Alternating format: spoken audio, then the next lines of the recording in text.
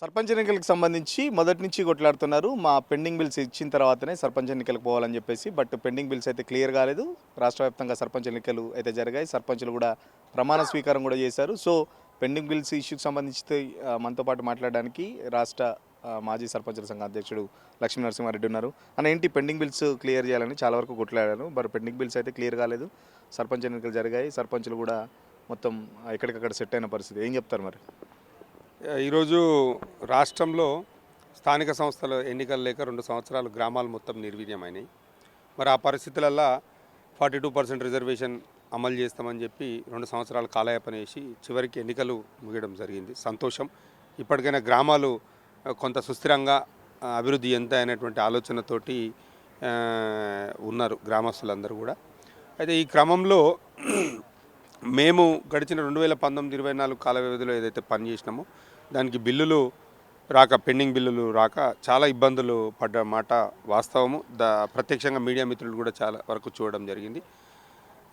ప్రభుత్వంలో ఉన్నటువంటి అధికారులను కానివ్వండి, ప్రజాప్రతినిధులను కానివ్వండి, గవర్నర్ గారిని కానివ్వండి, ముఖ్యమంత్రి గారిని కానివ్వండి, ఇట్లా మేము ఎక్కని మెట్టు లేదు, మొక్కని దేవుడు లేదు అన్నట్టు అందరినీ మా బిల్లులు చెల్లించాలి, విడుదల చేయాలని చెప్పి ఎన్నిసార్లు మేము వినతులు అందించినా కానీ పట్టించుకోలేదు.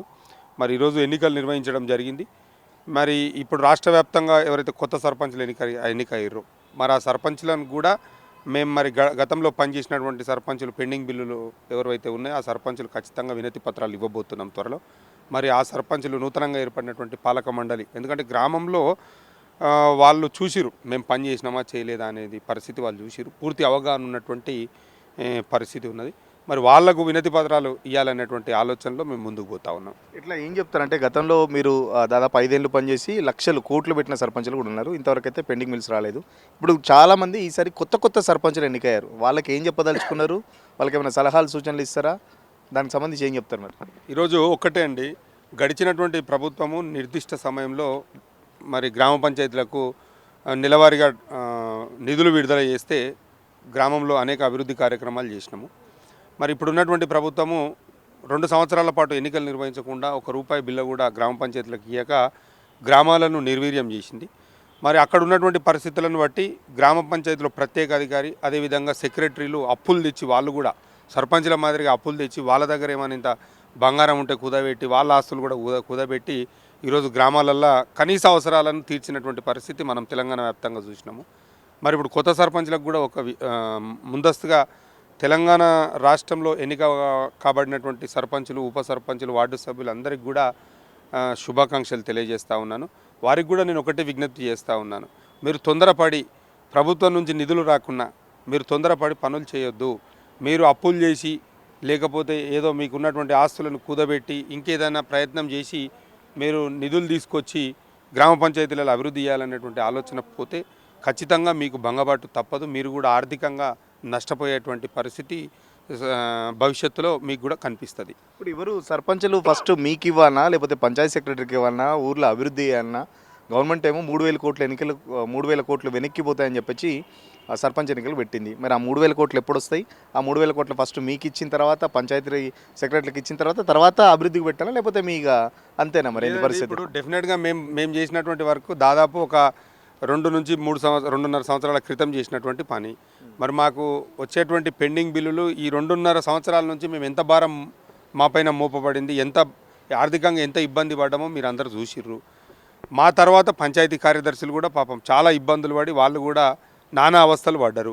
ఇప్పుడు 3,000 కోట్లు ఏదైతే కేంద్ర నిధులు వస్తాయని చెప్తున్నారో మరి ఆ కేంద్ర నిధులు వచ్చినా లేకుంటే స్టేట్ కమిషన్ నుంచి వచ్చి స్టేట్ ఫైనాన్స్ కమిషన్ నుంచి వచ్చినా లేకుంటే ఇంకోటైనా గ్రామ పంచాయతీ సొంత ఆదాయ వనరులైనా కొత్త సర్పంచులకు నేను ఒకటే రిక్వెస్ట్ చేస్తూ ఉన్నాను, గడిచినటువంటి పాలక మండలి సమయంలో ఏదైతే అభివృద్ధి పనులు చేసినామో మాకు బిల్లులు ఏవైతే పెండింగ్ ఉన్నాయో ముందుగా మా బిల్లులను విడుదల చేయండి.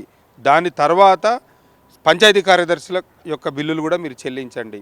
తర్వాత మీరు మీ యొక్క ప్రణాళికాబద్ధంగా మీ యొక్క గ్రామంలో ఉన్నటువంటి అవసరాలను బట్టి పరిస్థితులను బట్టి మీరు అభివృద్ధి పనులు చేపట్టాలని చెప్పి తెలంగాణలో ఎన్నిక కాబడినటువంటి గ్రామ పంచాయతీ సర్పంచులు, ఉప సర్పంచులు, అదేవిధంగా పాలక మండలికి నేను విజ్ఞప్తి చేస్తున్నాను. ఇప్పుడు ఏం చెప్తారు? 3 సంవత్సరాలు దాదాపు 2 సంవత్సరాలు కొట్లాడారు. మరి ఇప్పుడేమో నిధులు రాలేదు. ఏంది పరిస్థితి? చాలామంది అప్పుల పాలైనరు, ఆత్మహత్యలు చేసుకున్నారు. వాళ్ళ పరిస్థితి ఏంటి? మళ్ళీ ఏమైనా గవర్నమెంట్ కలుస్తారా?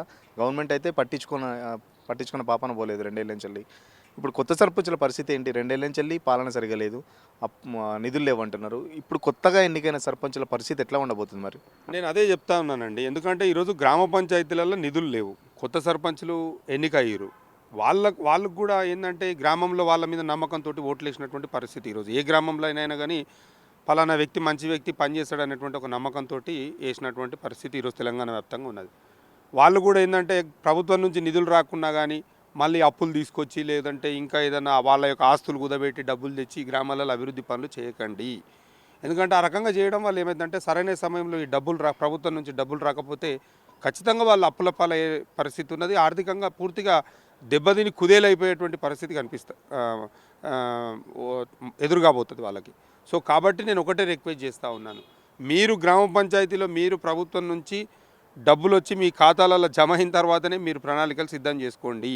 మీరు వస్తాయి అని చెప్పి వాళ్ళు ఇస్తారు అని చెప్పి మీరు ఏదో తొందరపడి ఎవరి మాటలో నమ్మి మీరు పనులు చేస్తే మాత్రం ఖచ్చితంగా మీరు కూడా చాలా ఇబ్బందులు పడేటువంటి పరిస్థితి ఎదురవుతుంది. గతంలో ఎన్నడూ లేని విధంగా ఈసారి సర్పంచ్ ఎన్నికల్లో లక్షలు కోట్లు కూడా పెట్టిన పరిస్థితి. ఎందుకు అసలు సర్పంచులకు దాదాపు ఒక ఎంపీ ఎమ్మెల్యే స్థానాలు, ఎంపీ ఎమ్మెల్యే ఎన్నికలకు సంబంధించి ఖర్చు పెట్టిన పరిస్థితి. ఎందుకంటే సర్పంచులకు సంబంధించి అంటే ఒక ప్రెస్టేజ్ ఇష్యూ తీసుకున్నారా, లేకపోతే ఏంటి అసలు ఇంత ఇంత డబ్బు ప్రభావం ఎందుకు జరిగింది అసలు? అంటే జనరల్గా ఏంటంటే సర్పంచ్ పదవి అనేది చాలా కీలకమైనటువంటి పదవి. గ్రామీణ ప్రాంతాలలో ఈరోజు చాలా విలువైనటువంటి పదవి. గ్రామంలో వాళ్ళ సర్పంచ్ యొక్క గ్రామంలో ప్రతి ఒక్కరితోటి కలుస్తూ ప్రతి ఒక్కరితోటి మమేకమవుతూ గ్రామంలో రూట్ లెవెల్లో ఉన్నటువంటి అభివృద్ధి పనులలో ఇన్వాల్వ్ అయ్యేటువంటి పరిస్థితి ఉంటుంది. సో ఆ క్రమంలోనే దానికి పోటీ అనేది చాలా ఎక్కువ ఉంది.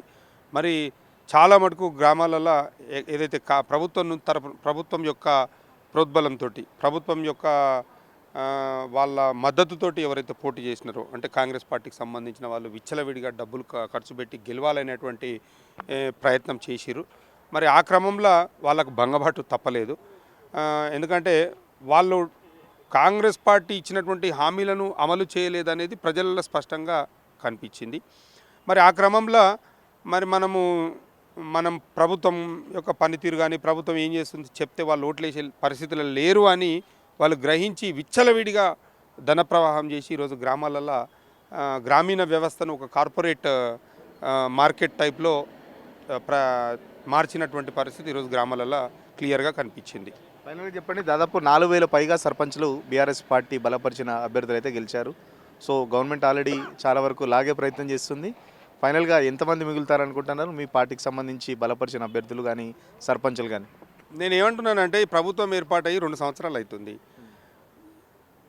ప్రభుత్వం ఏర్పాటై 2 సంవత్సరాలు అయిన తర్వాత ప్రభుత్వం మీద నమ్మకంతో కానీ ప్రభుత్వం పైన ప్రేమతో కానీ వాళ్ళు అభివృద్ధి చేస్తారని చెప్పి పోయేది ఉంటే ఈ పార్టీకి ఎప్పుడో పోదురు. 2 ఏళ్ళు అయిపోయింది, ఎవరు పోయే పరిస్థితి లేదు. ఇలా అధికార పార్టీకి ధీటుగా ప్రభుత్వ పార్టీకి ధీటుగా ఈరోజు దాదాపు 5000 సీట్లు ఈరోజు బీఆర్ఎస్ సాధించిందంటే మన యొక్క ప్రాబల్యం కానీ మన యొక్క ఉనికి ఈ తెలంగాణలో ఎంతవరకు ఉంది అనేది మనం గ్రహించవచ్చు. ఇప్పుడు వాళ్ళ ఉనికిని కాపాడుకోనికే వాళ్ళ యొక్క గొప్పలు గ్రామాలలో చెప్పుకోవాలనేటువంటి ఉద్దేశంతో బీఆర్ఎస్ పార్టీలో ఉన్నటువంటి సర్పంచ్లను నయానను భయానను బెదిరించి పార్టీలో చేర్చుకోవాలనేటువంటి అక్కసుతోటి వాళ్ళు ప్రయత్నం చేస్తూ ఉన్నారు. కానీ ఎక్కడ కూడా మన బీఆర్ఎస్ సోదరులు భయపడడం లేదు. ఎందుకంటే మనకు ఈ తెలంగాణ సుస్థిరంగా అభివృద్ధి చెందాలి, ఈ తెలంగాణలో ఒక విజన్ ఉన్నటువంటి నాయకుడి వల్లనే ఈ తెలంగాణ బ్రహ్మాండంగా అభివృద్ధి చెందుతుంది అనేటువంటి ఉద్దేశం ఏదైతే ఉన్నదో అది కేసీఆర్ గారి వల్లనే సాధ్యం అనేది స్పష్టంగా గ్రామీణ ప్రాంతాలలో ప్రతి ఒక్కరికి తెలుసు. ఎవ్వరు ఏం చేసినా, ఎన్ని ఎత్తులు వేసినా, ఎన్ని జిమ్మిక్కులు చేసినా, అబద్ధపు ప్రచారాలు చేసినా కానీ నిజాన్ని మాత్రము ఎవరు కూడా ఎలక్షన్ సందర్భంగా చాలామంది కాంగ్రెస్ పార్టీ ఎమ్మెల్యేలు చెప్పిన సందర్భం మనం గుర్తు చేసుకున్నాం. ఒకవేళ బీఆర్ఎస్ బలపరిచిన అభ్యర్థులు గెలిస్తే వాళ్ళు ఏం చేస్తారు, వాళ్ళకి నిధులు ఇవ్వమని చెప్పేసి కూడా చాలా సందర్భాల్లో చాలా ఎమ్మెల్యేలు చెప్పిన పరిస్థితి. నిజంగా అట్లా ఉంటుందా? బీఆర్ఎస్ బలపరిచిన అభ్యర్థులు గెలిస్తే వాళ్ళకి నిధులు ఇవ్వకుండా అనేది అట్లా జరుగుద్దా? ఈరోజు గ్రామ పంచాయతీలలో వచ్చేది ఒక 3-4 రకాల నిధులు వస్తాయండి. ఒకటి స్టేట్ ఫైనాన్స్ కార్పొరేషన్ నుంచి వస్తాయి, లేకుంటే సెంట్రల్ ఫైనాన్స్ కార్పొరేషన్ నుంచి వస్తుంది, 15th ఫైనాన్స్. అదేవిధంగా గ్రామ పంచాయతీ ఓన్ సోర్స్ రెవెన్యూ OSR ఉంటుంది. కొంతమేరకు స్పెషల్ డెవలప్మెంట్ ఫండ్ కానీ కాన్స్టిట్యున్సీ డెవలప్మెంట్ ఫండ్ కానీ ఎమ్మెల్యేలు కానీ ముఖ్యమంత్రి గారి నుంచి వచ్చే పరిస్థితి ఉంటుంది. కానీ గ్రామీణ ప్రాంతాలలో పూర్తిగా ఎక్కువ మొత్తంలో సింహభాగం నిధులు వచ్చేది కేంద్ర ప్రభుత్వం నుంచి, అదేవిధంగా వీళ్ళు రాష్ట్ర ప్రభుత్వం ఎస్ఎఫ్సి కార్పొరేషన్ నుంచి ఇచ్చేటువంటి పరిస్థితే ఉంటుంది. సొంత ఆదాయ వనరులు కూడా చాలా కీలకం ఉంటాయి. వాళ్ళు ఎమ్మెల్యేలు ఏంటంటే వాళ్ళ ఉనికి చాటుకోనికి, వాళ్ళని వాళ్ళు కాపాడుకోవడానికి. ఎందుకంటే ఒక ఎమ్మెల్యే కాన్స్టిట్యున్సీలో 150, 160 సర్పంచ్ స్థానాలు ఉన్నాయంటే దాంట్లో ఎక్కువ స్థానం ఒకవేళ వాళ్ళు గెలుపొందకపోతే పార్టీ నుంచి కానీ ప్రభుత్వం నుంచి కానీ మా పైన పూర్తిగా ఒక నెగిటివ్ సైన్ అనేది వస్తుంది, నెగిటివ్ ఇంపాక్ట్ అనేది ఏర్పడుతుంది అనేటువంటి ఉద్దేశంలోనే వాళ్ళు ఏదో వాళ్ళని వాళ్ళు రక్షించుకోవడానికి బీఆర్ఎస్ పార్టీలో గెలిచినటువంటి అభ్యర్థులను భయపెట్టేయడానికి ప్రయత్నం చేస్తున్నారు. కానీ ఎవరు భయపడేటువంటి పరిస్థితిలో ఇక్కడ లేరు. ఖచ్చితంగా ప్రభుత్వం ఏదైతే కాంగ్రెస్ పార్టీ ఏదైతే ఎన్నికల ముందు హామీలు ఇచ్చిర్రో హామీల అమలును అయ్యేంత వరకు బీఆర్ఎస్ పార్టీ తరఫున గెలిచినటువంటి ప్రజాప్రతినిధులు ఖచ్చితంగా ప్రతి ఒక్కరు కూడా కొట్లాడతారు, ప్రశ్నిస్తారు. మేము ఈ ప్రజాక్షేత్రంలో యుద్ధం తప్పదు వాళ్ళకి.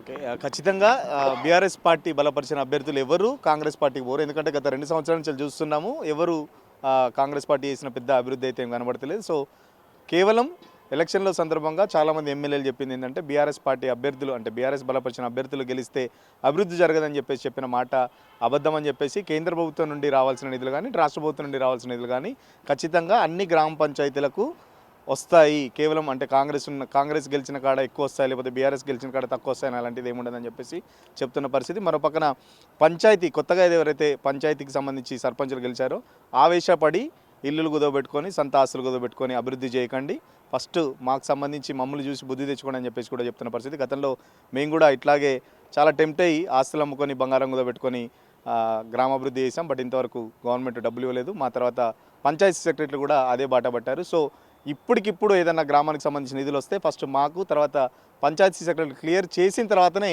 గ్రామాభివృద్ధికి సంబంధించి ఖర్చు పెట్టాలని చెప్పేసి సర్పంచులు కూడా త్వరలోనే వినతి పత్రాలు కూడా ఇవ్వాలని డిసైడ్ అయినట్టు లక్ష్మీ నరసింహారెడ్డి చెప్తున్న పరిస్థితి. జర్నలిస్ట్ సతీష్తో సురేష్, తొలి వెలుగు కోసం. అసలైన తొలి వెలుగు. ఫాలో వాట్సాప్ @తొలి వెలుగు official.